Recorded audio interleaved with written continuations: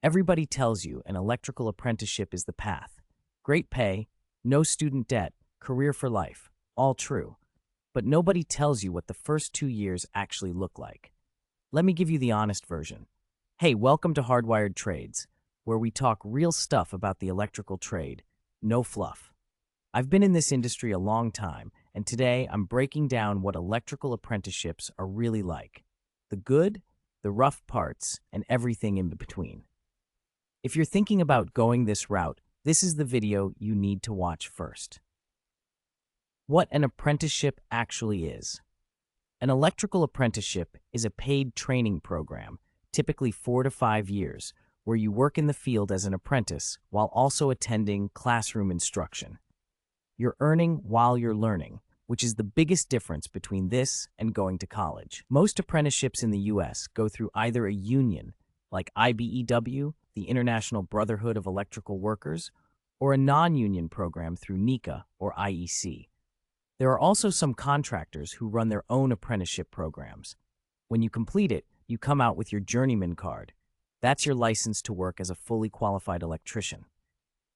In most states, that card also represents thousands of documented hours of training, hours that count toward your master electrician license further down the road. So what you're building isn't just a job, it's a career ladder with real rungs. The good stuff for real. Let's start with the wins, because there are a lot. No debt, you're getting paid the whole time, usually starting somewhere around 40 to 50% of journeyman wages and stepping up each year as you progress. By year 4, you're making decent money. You graduate without owing a dollar. Compare that to a 4-year degree. The average student loan debt for a bachelor's degree is over $37,000. And a lot of those graduates don't end up in careers that directly use what they studied. An apprentice in year 4 is making $65,000 to $80,000 depending on market. The college grad with student loans is still trying to figure out where they fit. Career security. Electricians are in demand everywhere. This isn't a job that gets outsourced overseas. It doesn't get automated easily. Every building that goes up needs electrical work. Every existing building needs maintenance. That's not changing. The skills are real.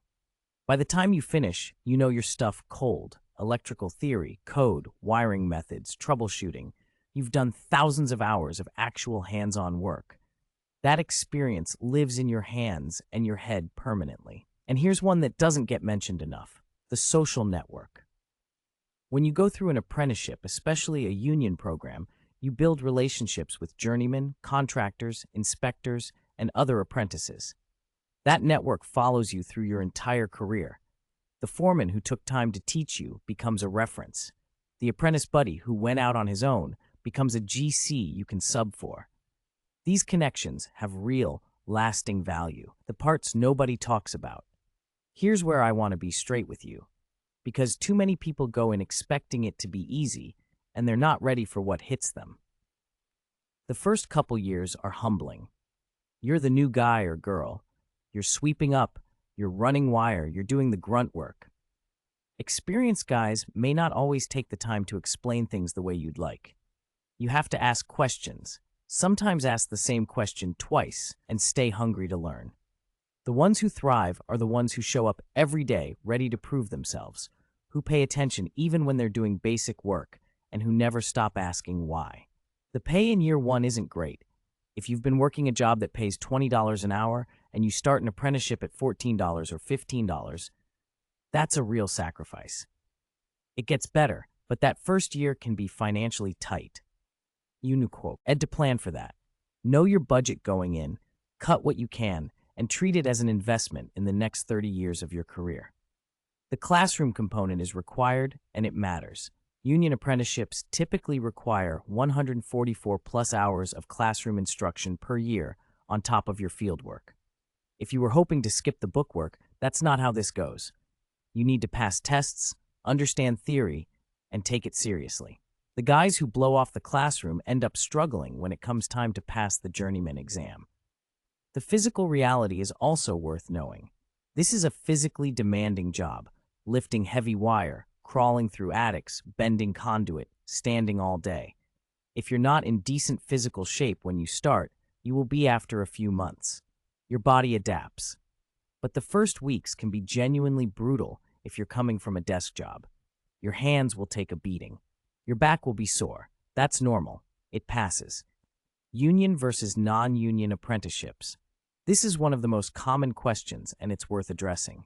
Union IBEW apprenticeships generally offer higher starting wages, better benefits, health insurance, pension, and more structured training. The trade-off is you're in the union, which means dues and following union rules.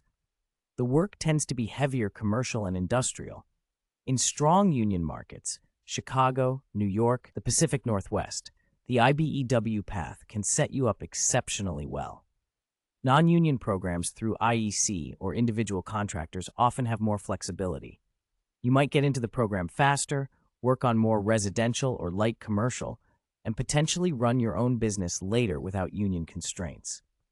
The quality of the training is more variable. It depends heavily on who you're working for. A good non-union employer who's committed to teaching you is excellent. A bad one who just wants cheap labor will waste your time. Neither is universally better. It depends on your market, your goals, and your situation. In areas with strong union presence, IBEW is hard to beat on wages and benefits. In right-to-work states where unions are less prevalent, non-union programs are often the practical choice. How to get into an apprenticeship. The process varies by program, but generally, you need to be 18 or older, have a high school diploma or GED, have a valid driver's license, pass a math aptitude test, basic algebra and fractions. They test this seriously. Pass a drug test. For IBEW specifically, you apply at your local Joint Apprenticeship Training Committee, JHC. Applications are usually open for a limited period, and spots are competitive. Some areas have waiting lists. Apply early and apply to multiple programs in your area. The math test matters more than people expect. Work on fractions, percentages, basic algebra, and measurement math before you apply. A higher test score puts you higher on the selection list. That preparation takes a few weeks, but can make the difference between getting in this cycle versus waiting another year. There are free practice resources online specifically for JATC entrance exams. Use them. Is it worth it? Yeah. I genuinely believe this. If you're someone who likes working with your hands, likes problem solving, doesn't want to sit at a desk for 40 years, and wants to build real skills, this is one of the best paths available to you. Journeyman electricians average $65,000 to $80,000 a year nationwide. In high cost of living markets, journeymen are pulling $100,000 or more with overtime. Master electricians and contractors can make well into six figures. You'll work with your hands and your mind every day, and no 2 days are exactly the same. The first 2 years are the test. If you can grind through them with a good attitude and a willingness to learn, the back end of that apprenticeship and the career that comes after is absolutely worth it. That's the real talk on electrical apprenticeships. If you've got questions about the process, drop them in the comments. I'll answer what I can. Subscribe to Hardwired Trades for more practical content on the electrical trade, and I'll see you in the next one.